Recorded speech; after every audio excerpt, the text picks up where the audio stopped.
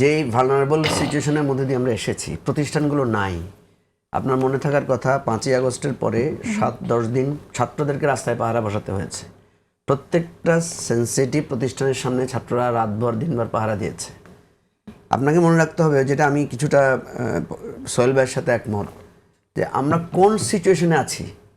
ঠিক আছে, আপনি দেখবেন ডেইলি স্টার প্রথম আলোতে যে আক্রমণটা হয়েছে, আজকে 17 না 18 জনকে গ্রেফতার করা হয়েছে এবং তাদের বাসা থেকে বিভিন্ন রকমের দামি জিনিসপত্র উদ্ধার করা হয়েছে, লুণ্ঠিত জিনিস। তার মানে কি, এরা এখানে গিয়েছিল লুণ্ঠন করার জন্য। 5ই আগস্টের পরেও আপনি দেখবেন যেভাবে বিভিন্ন জায়গায় আক্রমণ হয়েছে, বিভিন্ন জায়গায় হয়েছে। আপনি এটা শুনেন নাই? মিলাদ ভাই শোনার কথা, সোহেল ভাই শোনার কথা, আপনি শোনার কথা, আওয়ামী লীগের লোকদের বাড়িঘরের ঘেরাও করে লোকেরা বিভিন্নভাবে বস্তা টাকা টুকা বিভিন্নভাবে নিয়েছে, যেগুলো আমরা হয়তো পাবলিকলি আসে নাই, আমরা জানতে পেরেছি।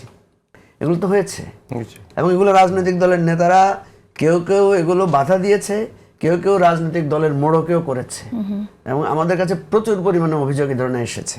তাহলে আপনি দেখেন, যেখানে কোনো অ্যাডমিনিস্ট্রেটিভ সেট আপ দাঁড়ায় নাই, যেখানে কোনো পুলিশি অবস্থান ছিল না, বিচারকেরা পালিয়ে গেছে, আপনার থানার পুলিশ পাওয়া যাচ্ছে না, হাজার হাজার পুলিশ তো পাওয়াই যায় নাই, এরা কাজেই যোগদান করে নাই। আপনি সেখানে 3 মাসে ইলেকশন কিভাবে করবেন? এখন 6 মাসে হতো, 6 মাসে হতো করতে। আর্লিয়ার ওয়াজ দ্য বেস্ট নাকি? মিলাদ ভাই, আমি বলি যে এত কিছুর মধ্যে যেতে আমি বলি যে তার 1 সপ্তাহের মধ্যেও নির্বাচন সম্ভব।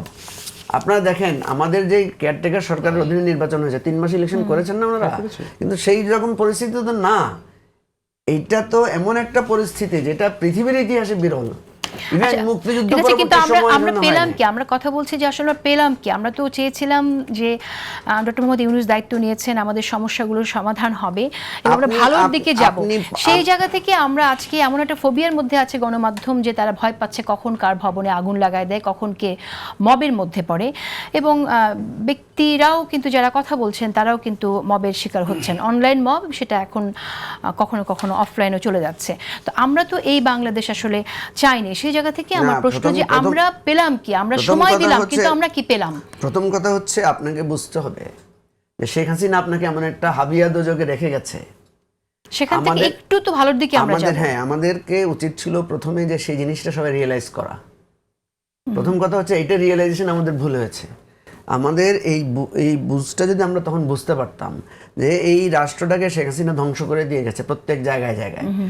আপনি যে বলছেন না, এই যে দেখেন, শেখ হাসিনা পর্যন্ত প্রথম আলো এর বিরুদ্ধে বিদ্বেষ ছড়িয়েছে, ডেইলি স্টারের বিরুদ্ধে, এবং অনেকে বলে যে শেখ হাসিনা যদি আরো 5 বছর ক্ষমতা থাকতো তাহলে ডেইলি স্টার প্রথম আলো বন্ধ হয়ে যেত। আপনি দেখবেন মতিউর রহমান সাহেব কিন্তু বক্তৃতায় বলেছেন যে হাসিনা যদি কন্টিনিউ করতো তাহলে ডেইলি স্টারের মালিকানা। ওকে, তাহলে সেই পত্রিকাটার উপরেও কেন এত ক্ষোভ শিবির নেতাদের? আপনি একসময় শিবির করেছেন, মুজিবুর রহমান মঞ্জু, আপনি আমাকে বলেন তো এটা, যে আপনার এটাকে মানে আপনার কেমন লাগছে আসলে, যে আপনার একসময় করে আসা সংগঠনের ছোট ভাইরা তারা এভাবে বলছে ভবনগুলোকে পুড়িয়ে দেওয়ার জন্য, গুড়িয়ে দেওয়ার জন্য, এবং কোট করে বলতে পারে। তারা, আপনারা যখন কথা বলেন না, আমি শেষ করি, আপনাকে এখন যদি আমি বলি, আমি শেষ করি, এটা একটা বিবৃতি আমরা পেয়েছি। না, আপনাকে আমি যদি বলি, হ্যাঁ, আপনাকে আমি যদি এখন বলি, এই যে আপনি এখন একটা ঢালাও কথা বলেন, এরপরে কিন্তু আপনাকে ব্লেম করবে। না, আমি ঢালাও কথা বলিনি, আমাকে শেষ করতে দিতে হবে।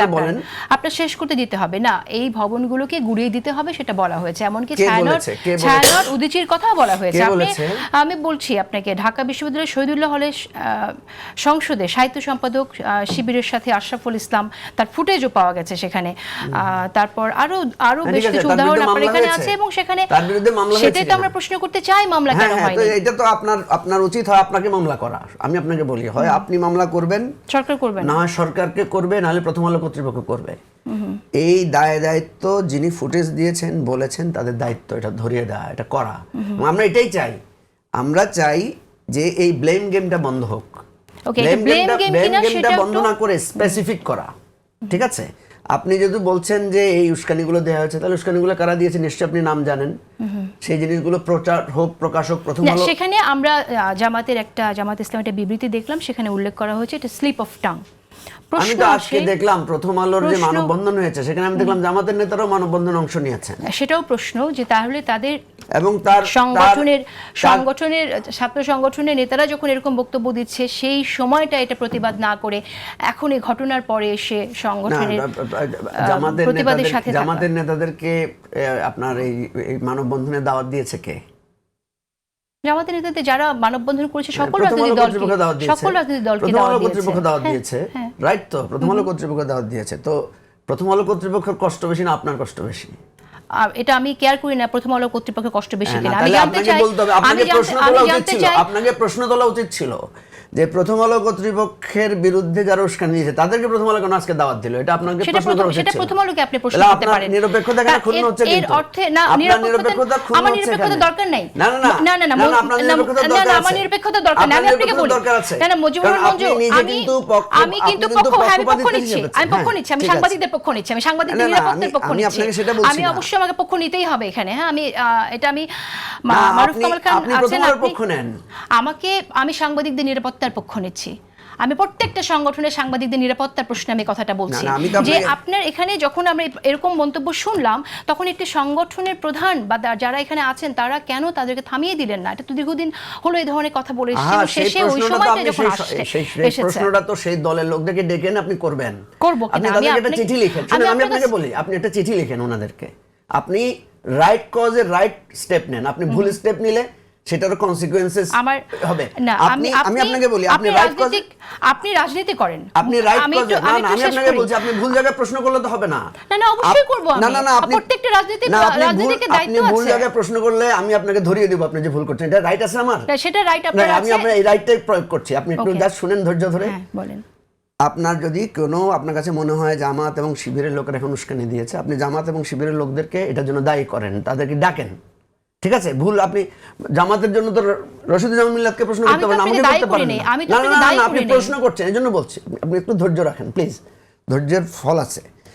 প্রথম কথা হচ্ছে যে প্রথম আলো কর্তৃপক্ষের উচিত যারা উস্কানি দিয়েছে, যাদেরকে ওনারা আপনি এই ধরনের তথ্য পেয়েছেন তাদের বিরুদ্ধে স্পেসিফিক মামলা করা উচিত, নাম্বার 1।